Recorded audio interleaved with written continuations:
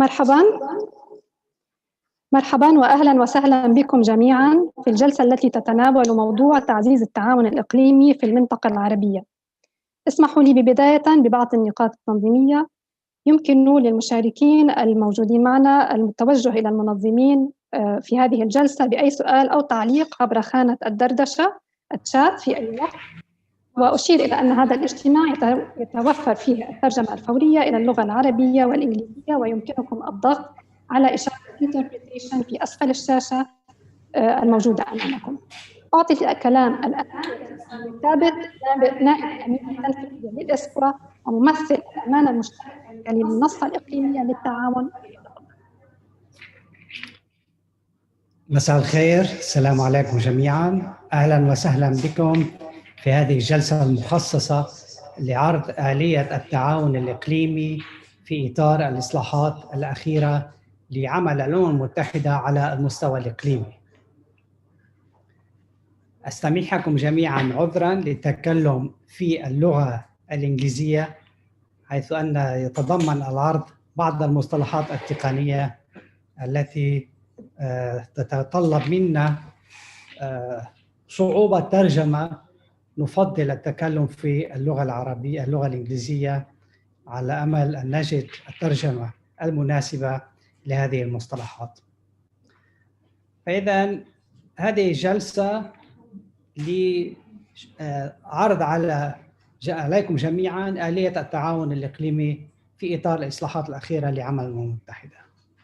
In April 2019, the UN Secretary General introduced 5 key areas of actions for reforming the UN development system at the regional level.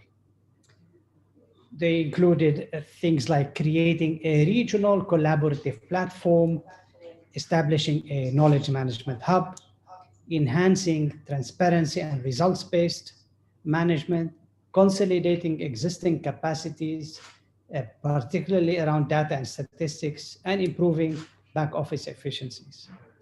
These recommendations were formally approved by the ECOSOC in July 2020. And since then, the RCP in the region of Arab states, there are 5 such RCPs, 1 in each region.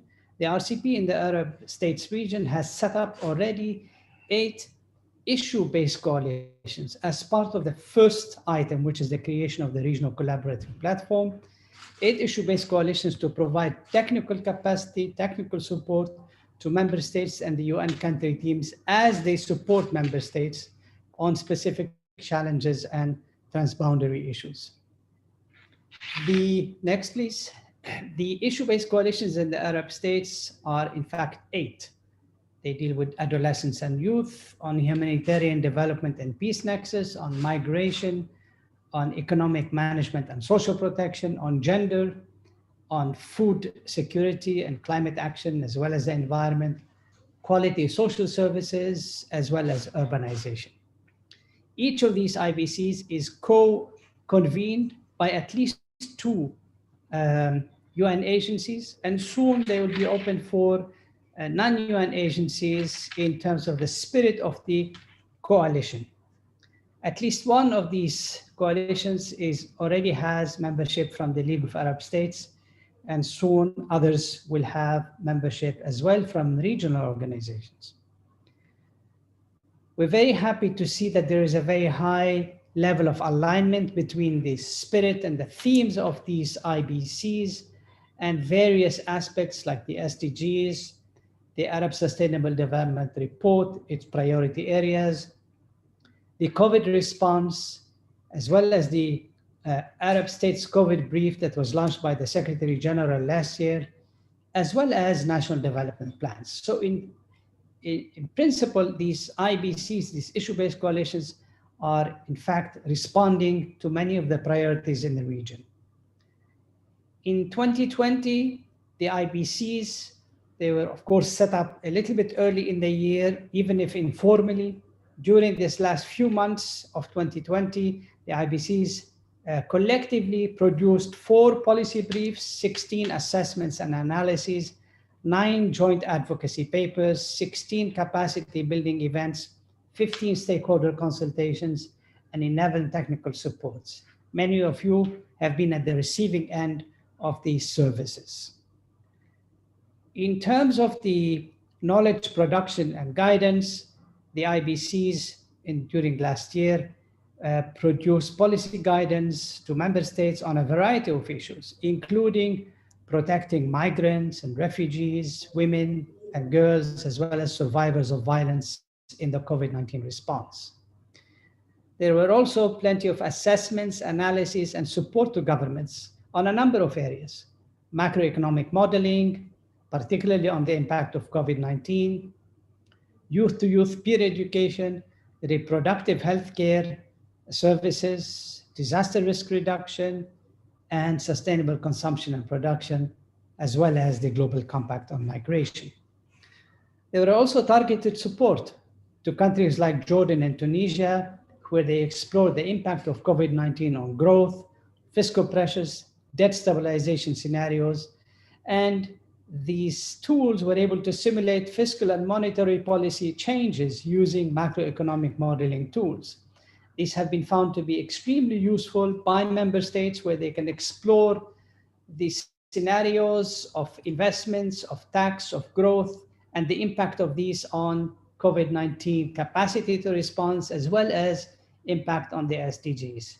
This is a growing area in ESCWA that we would like to continue promoting, but in this case, and for this set of results that I have indicated here, these are indicators, these are results that are collectively produced by a number of UN agencies, including ESCWA, of course.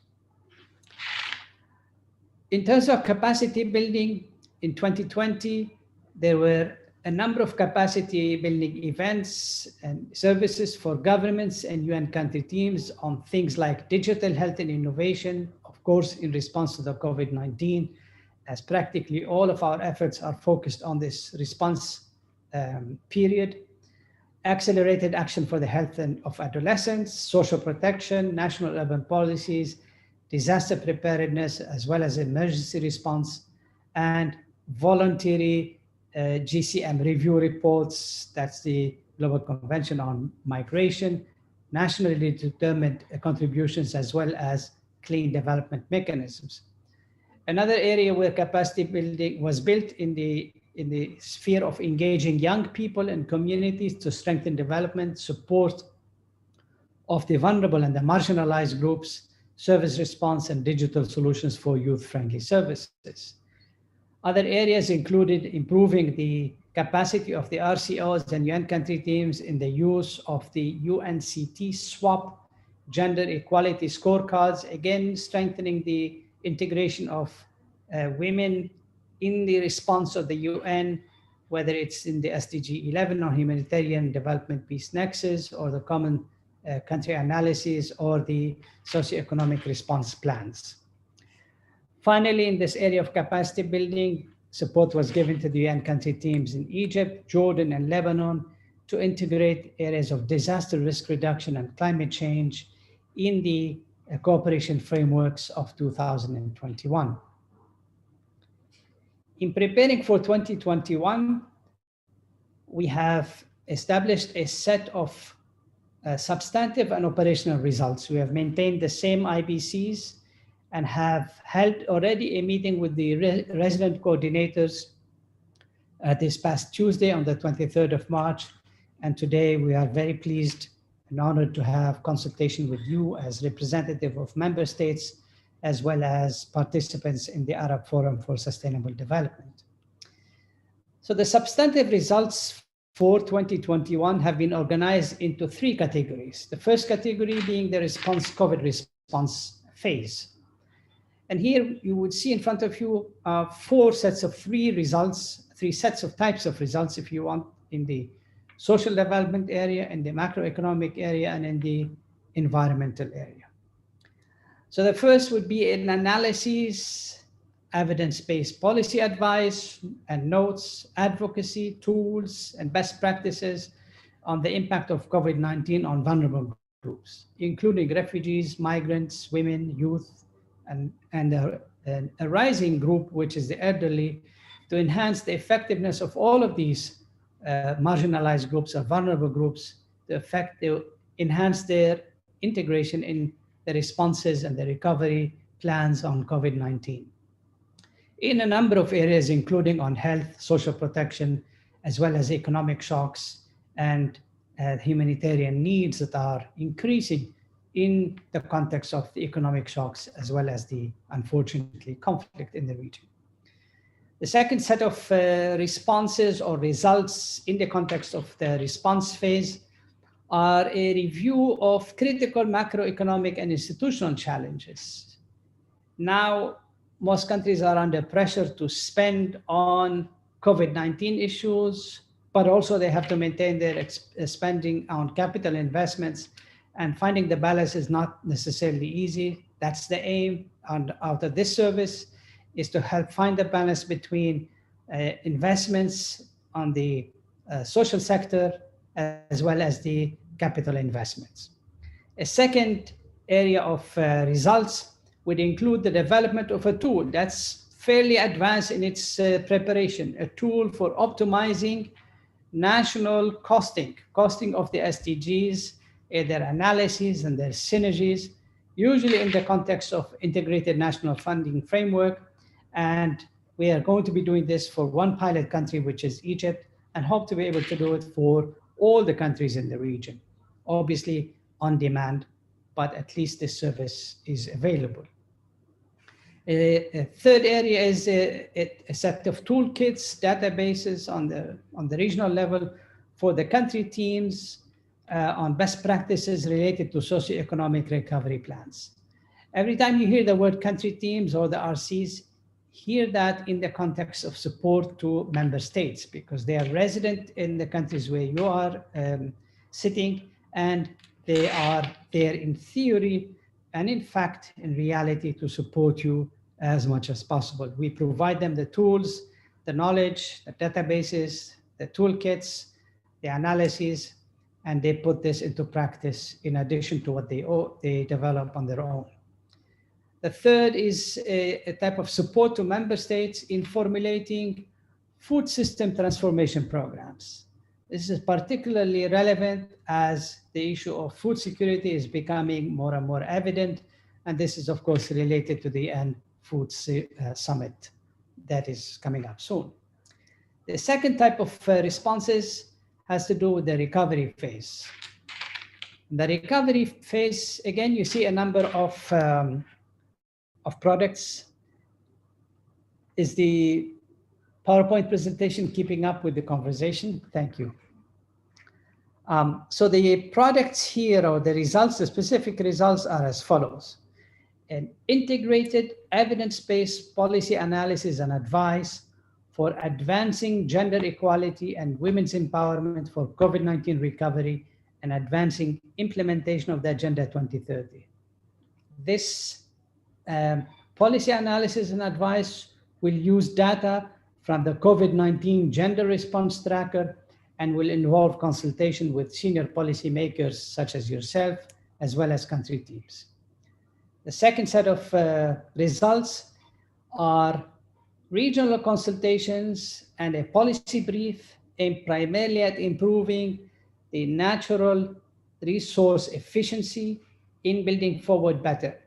You will note that we are utilizing the concept of building forward better as opposed to building back better, because back is not necessarily an area where we can do something better, but building forward better is a little bit more innovative, more courageous if you want, and it pushes us all to think of equity, inclusion, and access to all as the principles of building forward better.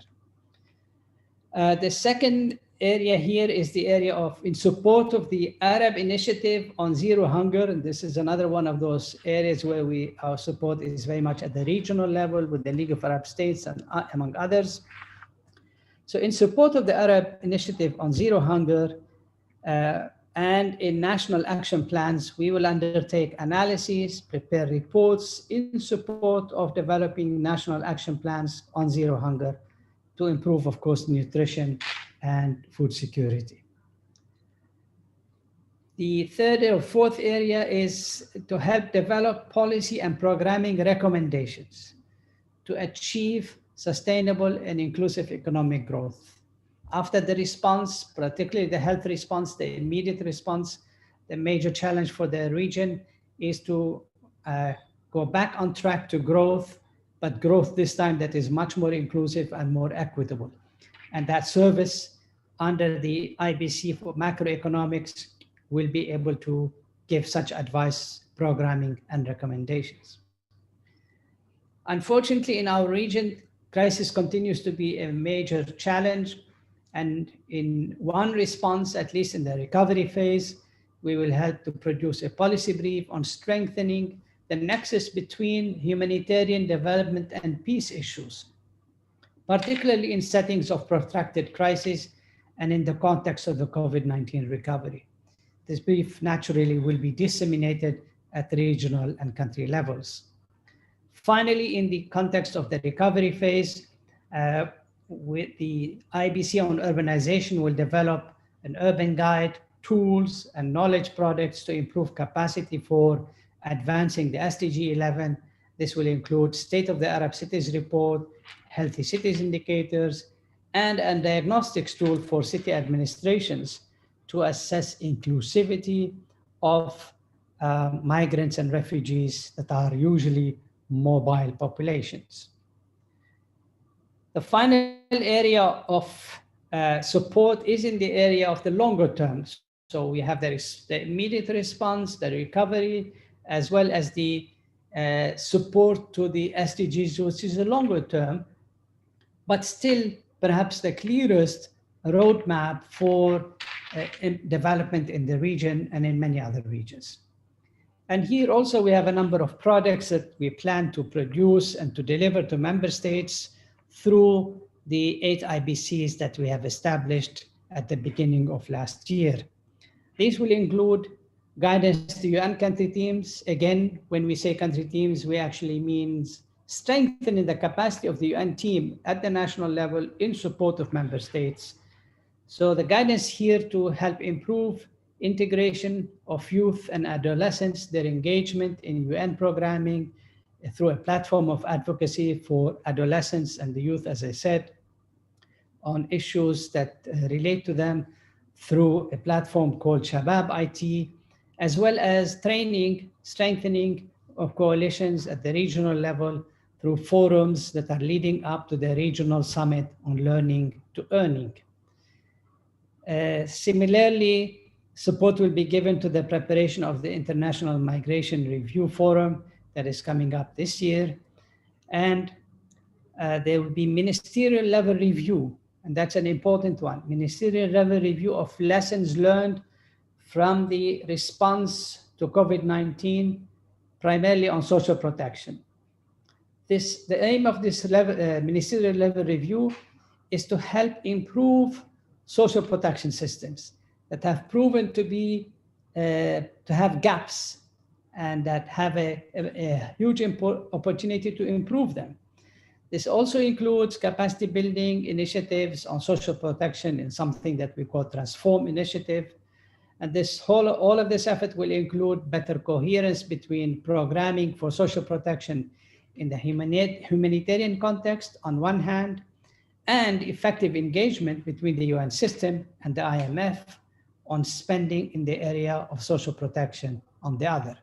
In other words, social protection is an area that requires a lot of attention, and it requires coherent and consolidated and well-coordinated attention between the UN, the IMF, and governments, not just IMF, all IFIs, so that the social spending, the spending on social aspects, particularly social protection, is sustainable, it's balanced, it's inclusive, and it covers the largest number of people, including, of course, those who have been vulnerable and have been excluded historically.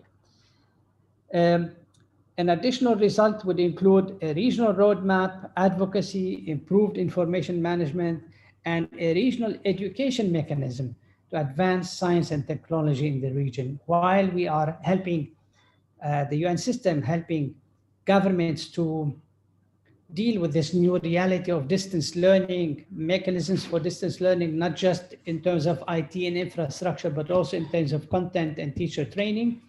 There is this idea of making sure that science and technology are central and are at the heart of the new learning and the new teaching aspects. In the area of humanitarian development and peace, the idea is to establish a community of practice on this nexus between these three challenges, the humanitarian support, peace, as well as the development aspects. This community of practice will serve UN country teams and humanitarian country teams in crisis-affected countries with improved access to global and regional resources, tools, guidance, case studies, expertise. This would be initiated through a pilot regional learning event. The ultimate aim, of course, is to enhance policymaking, planning, and monitoring of humanitarian health and education operations. Let me try and conclude on the substantive side with these three final set of services: building capacities of UN country teams to undertake regional risk assessments and improving their disaster risk reduction based on lessons learned from the COVID-19 response.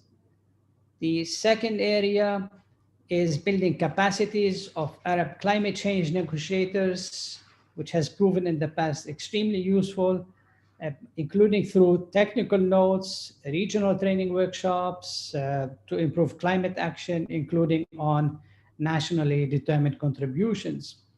These are extremely important to keep in mind because while the focus is now very much on the response, on the recovery, the primary foundational issues of climate action, of risk management, of food nutrition, of all of these dimensions cannot be left behind just because we are currently facing the COVID-19 pandemic.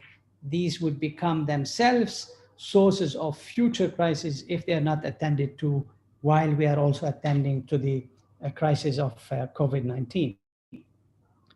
Finally, a regional platform and knowledge exchange protocols, training workshops on water, which of course risks itself becoming the primary source for future crises.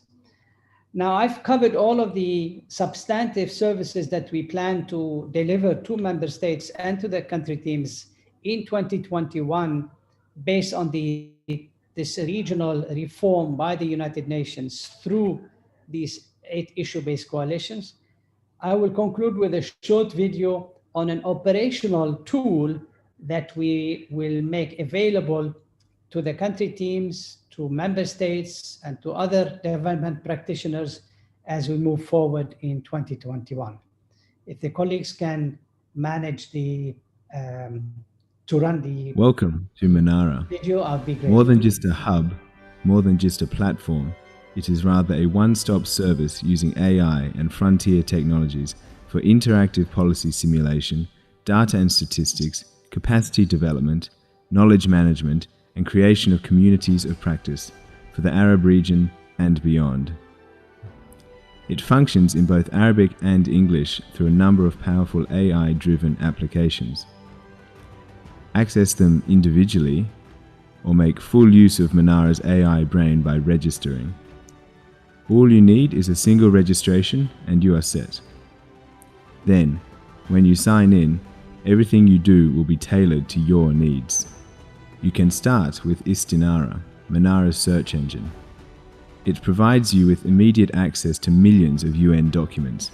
It operates in Arabic and English, and soon in Russian, Spanish, and French, with automatic translations of results to the desired language. For example, search for COVID.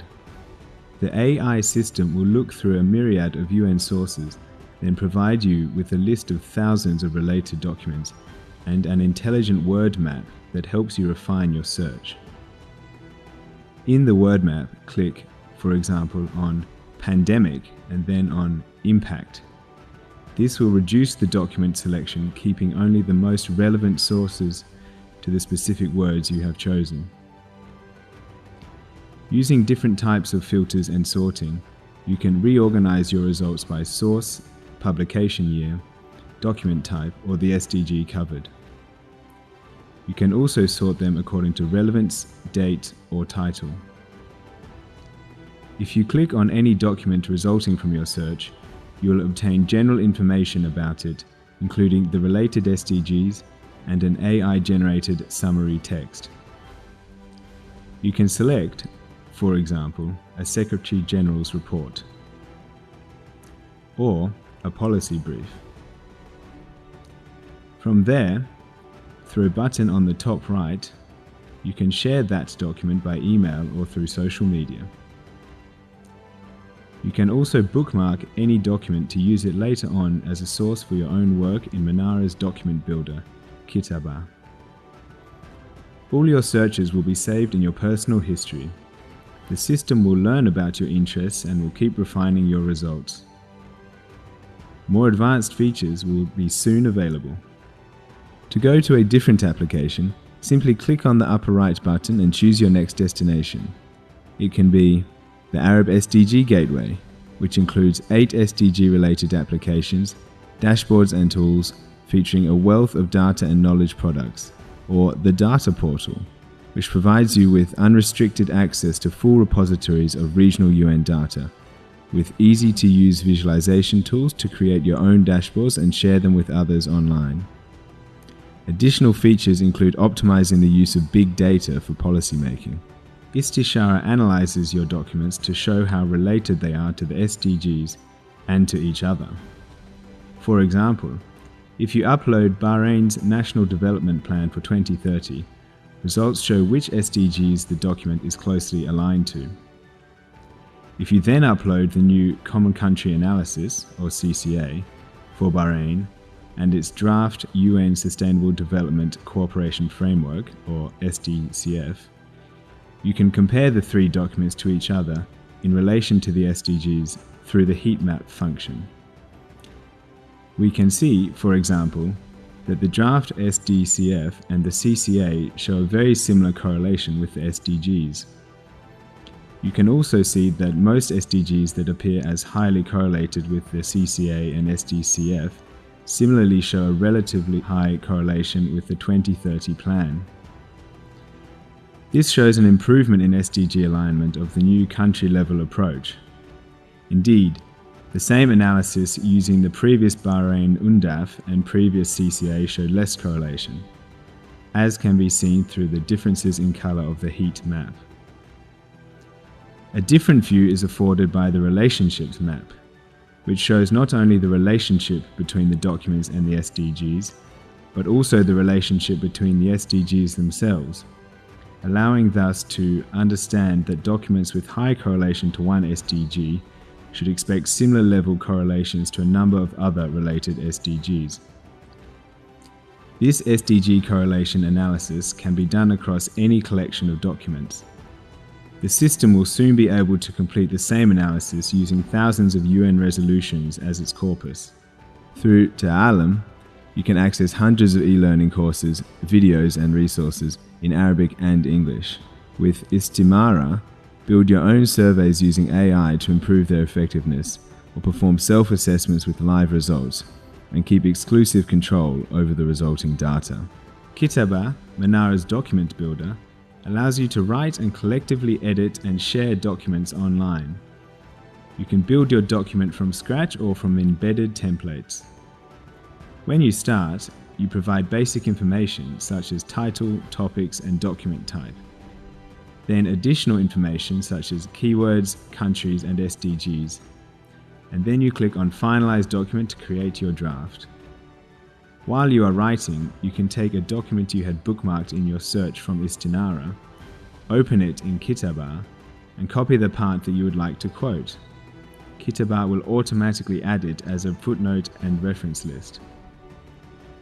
You can also bring in data from the Data Portal, a map from Kharita, or any result from any Manara application, to include it in your own document, and work without ever leaving Manara. With Kharita, a Geographic Information System, or GIS, application, build interactive maps from data available through Manara using AI. From policy simulation, access a collection of UN policy simulation tools to support decision-making. Using another feature, you can create communities of practice to interact with groups of experts and development practitioners from anywhere in the world directly through Manara. On Maharat, find the UN experts and expertise you need to support your project, be it from an institution or an individual UN staff. Every effort will be made to ensure interoperability between Manara and other systems.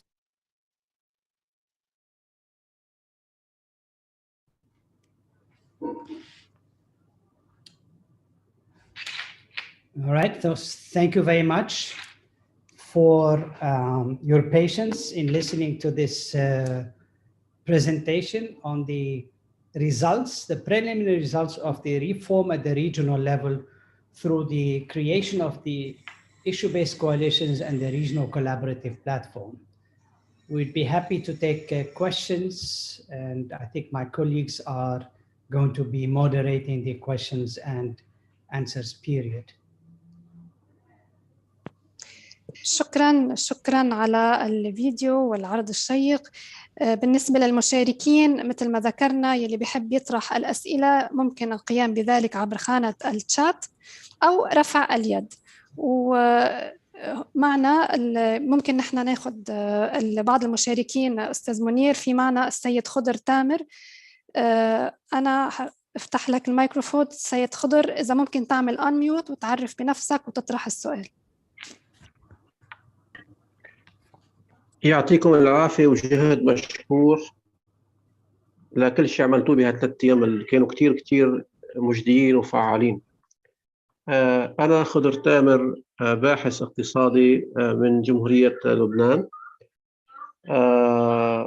بدي أسأل سؤال يتعلق بمنارة أبليكيشن. هل القيمين على منصة منارة أبليكيشن بيعتبروا أنه الاستثمار بالحقل الرقمي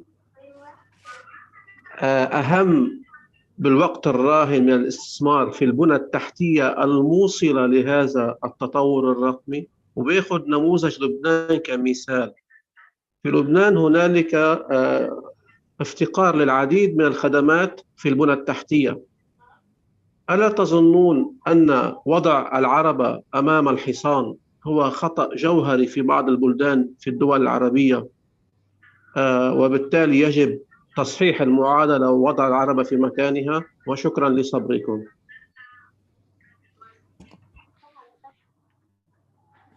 أستاذ خضر، أنا أعتذر لم أسمع السؤال بأكمله، بلكي زملائي ممكن يعيدوا السؤال. ممكن أعيد السؤال أنا؟ تفضل. اعتبرتم أن منصة منارة والجهد الذي بذل للوصول إلى هذه المنصة أو كل التجارب الرقمية الحاصلة الآن على أثر كوفيد-19 كحلول ظرفية لمشكلة ظرفية، ولكن أقول أن بعض البلدان ومنها لبنان يعاني من مشاكل بنيوية structural في البنية التحتية في الانفراستراكشر تعيق الوصول إلى هذه المنصات وإلى هذا التطور الرقمي الهائل. بالتالي وضع العربة أمام الحصان هو الأصح أم تنظيم العملية برأيكم؟ وشكرا.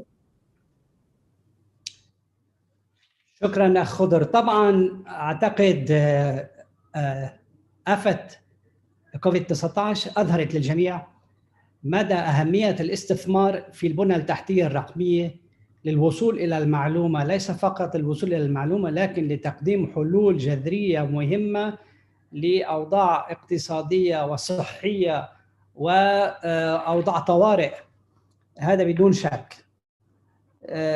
ما هو أيضا واضح أن نسبة الاستثمار بالبنى التحتية الرقمية تتفاوت بين البلدان حسب إمكانياتها الاقتصادية، وهذا أيضا معطى واضح.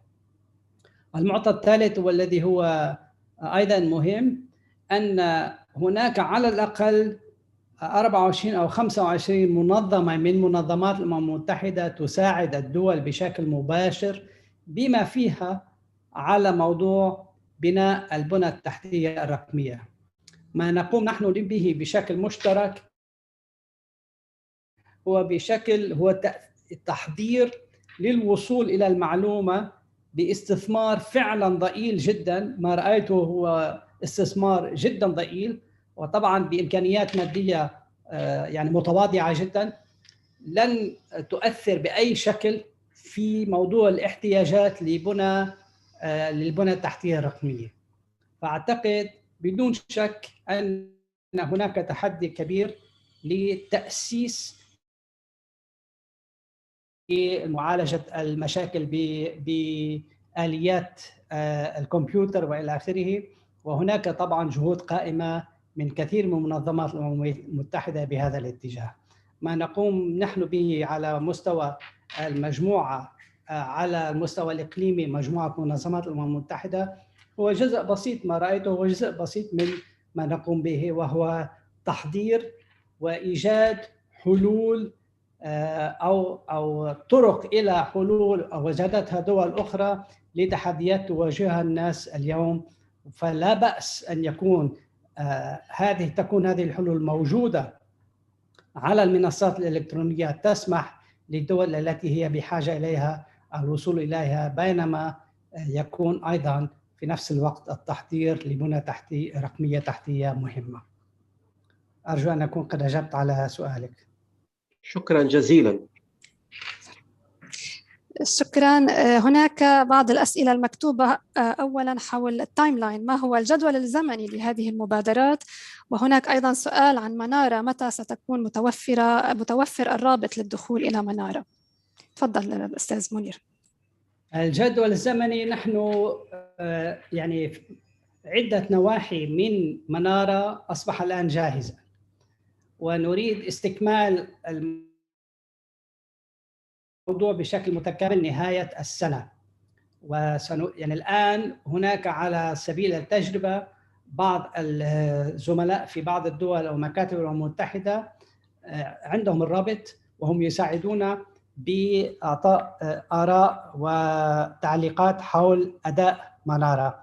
ولا نريد أن نعطي الرابط للدول الأعضاء والزملاء قبل أن نستكمل يعني حلول بعض المشاكل التي تكون متواجدة ولها علاقة بتقنية الكمبيوتر أكثر ما هي بالمحتوى. شكرا. شكرا لك. رح أعطي الكلام للسيد محمود عطايا من فلسطين. أستاذ محمود، إذا بتعمل أنميوت تتفضل.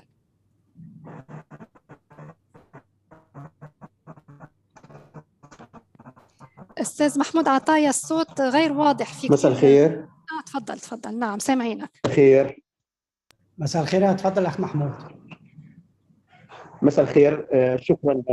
شكرا لهذا العرض يعني الشيق. أنا ملاحظتي وسؤالي حول قضيتين. طبعا يعني موضوع منارة ومبادراتها بعتقد يعني مبادرة قيمة وتحتاج يعني للاهتمام لما ستقدمه لنا من فرصة للاطلاع على كل ما يقدم من معرفة بالاطلاع في المرحلة الاستكشافية. يعني نعم يعني ولكن قبل إطلاقها قد تكون مشاركة بعض الدول لإعطاء بعض الملاحظات قد تكون لها إضافة.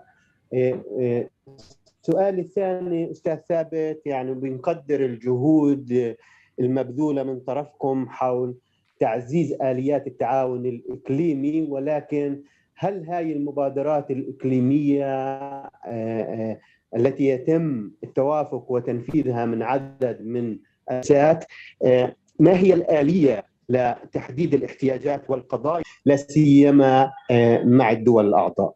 وشكرا مرة أخرى أستاذ ثابت. شكرا لك أخ محمود. طبعا نحن في إطار تصميم منارة وطرحها على الجمهور، هناك آليات تشاور مع بعض الدول الأعضاء وبعض من يكون لهم مستقبل في استعمال هذه المنصة لطرح الآراء. تعليقاتكم مرحب بها، حتى لو بعد إطلاق المنصة بسنة وبسنتين وبثلاثة ليضل في دائما مجهود لتحسين أدائها.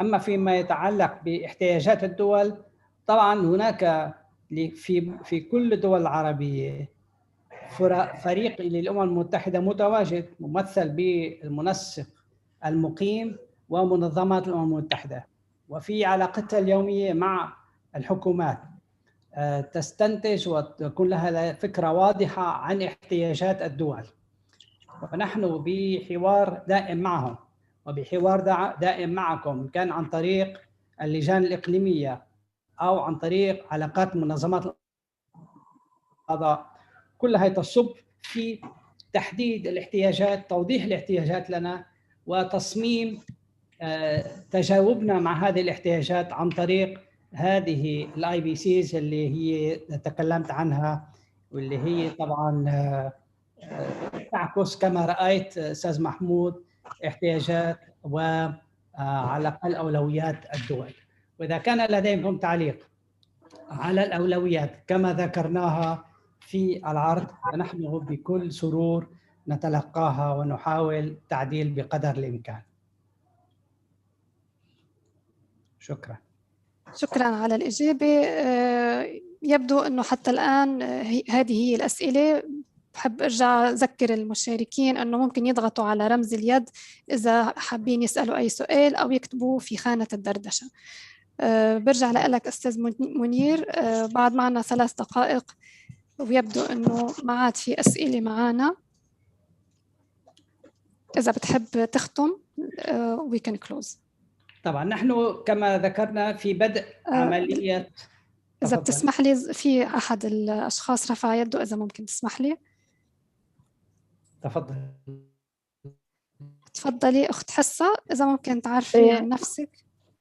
أنا سامعيني؟ نعم تفضلي. أنا حصة الثاني، مبعوث الأمين العام لجامعة الدول العربية لشؤون الإغاثة الإنسانية. أعتذر أنا جيت متأخرة، أنا كنت في جلسة الشباب. طبعا الجلسة اللي انتم فيها هذه جلسة مهمة كثير، واسمحوا لي إني ما سمعت الجزء الأول ولكن ولكن من حيث أو لأني مهتمة جدا بودي أعرف لأي درجة هذا الموضوع تم تطبيقه في 2020 أو حتى من خلال 2021 على يعني خلينا نقول الموارد البشرية العربية المتواجدة في المخيمات أو في المجتمعات المحلية من لاجئين أو نازحين. أنا عارف طبعا أن وكالات الأمم المتحدة والمنظمات من خلال التعاون فيما بينها وبين الإدارات الحكومية تعمل وبكل جدية من أجل تحقيق أفضل مستويات التنمية وقبلها مستويات الإغاثة مع هؤلاء اللاجئين أو النازحين. ولكن في ظل هذا التوجه الذي وضعه الأمين العام، أعني كإصلاحات، لأي درجة تم تطبيق هذا الإصلاح بخصوص هؤلاء اللاجئين والنازحين؟ أتخيل أنه كان يمكن اشتغلتوا على تقييم أيضا مسح احتياجات، تقييم احتياجات، أمور من هالنوع. أكيد أنتم فنيا أفهم وأعرف مني فيها. إذا في مجال بس أسمع من حضرتك فيما يتعلق بهؤلاء اللاجئين والنازحين. شكرا. شكرا أخت حصة. طبعا موضوع اللاجئين والنازحين هو في صميم كل ما تقوم به منظمات الأمم المتحدة من خدمات فيما يتعلق بجائحة كوفيد-19 وما قبل. والمنصة التي عرضتها اليوم تسعى بشكل أساسي لوضع أمام منظمات الأمم المتحدة بيانات وتحاليل وسياسات وتجارب دول أخرى تسمح لها بتحسين أدائها حين تقوم بواجبها تجاه النازحين والمهجرين في معظم الدول العربية وفي المخيمات حيث يتواجدون. كمنصة وكفريق ينسق ما بين منظمات الأمم المتحدة ما بين بعضنا، لا نقوم بجهد مباشر أو بعمل مباشر مع منظمات اللاجئين أو مع اللاجئين بأنفسهم كمنصة نحن، لكن نزود منظمات الأمم المتحدة التي لديها هذه المهمة بتقنيات وببيانات وبتحاليل وبتجارب دول أخرى تسمح لها بأداء أفضل لو في عملها اليومي. أعتقد هذه الإجابة اللي عندي إياها موجودة لك. تفضلي. شكرا. أهلا. في عنا كمان سؤال، هذا يعني بتخيل رح يكون السؤال الأخير حرصاً على الالتزام بالوقت. السيد غفار العلي، تفضل تعرف عن نفسك وتطرح السؤال. سلامات، سمعتيني؟ نعم سامعين، تفضل. أنا غفار العلي، المستشار القانوني للشبكة العربية للمؤسسات الوطنية لحقوق الإنسان. الحقيقة نحن يعني تابعنا أغلب جلسات المنتدى وكان كتير مهم، والحقيقة عرفنا كتير شغلات يعني ما كنا عارفينها.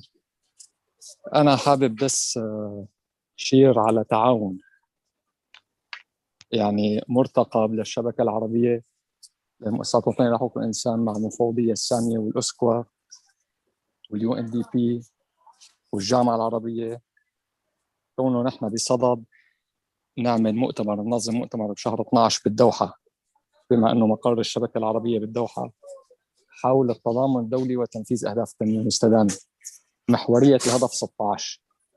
لقناعتنا أنه لا يمكن تنفيذ أهداف التنمية المستدامة من دون ما يكون الهدف 16 أول الأولويات، بما أنه هو له علاقة بموضوع الشفافية والحوكمة اللي هي ممكن إذا كانت موجودة تؤدي لتنفيذ باقي الأهداف. حبيت بس يعني شير لهذا الموضوع، وشير إنه نحن كأصحاب مصلحة أو لا كمنظمات إقليمية موجودة بنشتغل على المستوى الإقليمي، يعني أحد مهامنا هو رفع وبناء القدرات، ونحن مطلعين خلال الفترة القادمة مع شركائنا من المفوضية السامية لحقوق الإنسان والأسكوا والUNDP والجامعة العربية لرفع وبناء القدرات للمجتمع المدني وللمؤسسات الوطنية الأعضاء بالشبكة العربية اللي هن 16 مؤسسة ب16 بلد عربي، ليكون عندهم قدرات أكبر بمجال رصد المؤشرات وإعداد التقارير الوطنية بما يخص متابعة تنفيذ أهداف التنمية المستدامة، وكذلك إذا كان ممكن يقدموه للمنتدى السياسي رفيع المستوى، وبذات الوقت لتضمين بند أو تضمين موضوع تنفيذ أهداف التنمية المستدامة ضمن تقارير التي تقدم لمجلس حقوق الإنسان للاستعراض الدولي الشامل أو للآليات التعهدية. فقط حبيت شير لهذا، وبدي أشكركم جزيل الشكر على هذا المؤتمر والمنتدى القيم والتنظيم الرائع اللي موجود فيه، وشكرا جزيلا على إعطائي الكلمة. السلام عليكم. شكرا. بتخيل أنه ما عاد في أسئلة، وبجميع الأحوال نحن وصلنا لنهاية الجلسة. إذا بتحب أستاذ منير تختم بكلمة أخيرة قبل ما نسكر، تفضل. شكرا. فقط للإشارة أنه نحن في بداية الطريق، أي نحن نتوقع أن خلال السنة القادمة والسنوات التي تليها أن نسمع من الدول الأعضاء ومن الجهات ذات المصلحة من منظمات الأمم المتحدة أي تعليقات أو أي طلبات ممكن تحسن من أداء المنصة ومن أداء آلية التنسيق بيننا كمنظمات الأمم المتحدة لتحسين أدائنا في خدمة المواطنين والدول ومؤسساتها وسياساتها في سبيل تنفيذ أهداف التنمية المستدامة لأجندة 2030.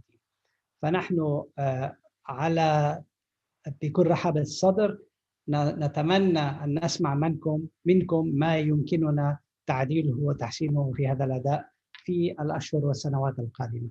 شكرا جزيلا لكم لحسن استماعكم ولحضوركم هذه الجلسة. شكرا. بنحب كمان نذكر المتابعين أنه على الساعة 3 الجلسة التالية الحوار الرفيع المستوى ضمن فعاليات المنتدى. تابعونا وشكرا لكم. شكرا أستاذ منير. شكرا. شكرا جزيلا.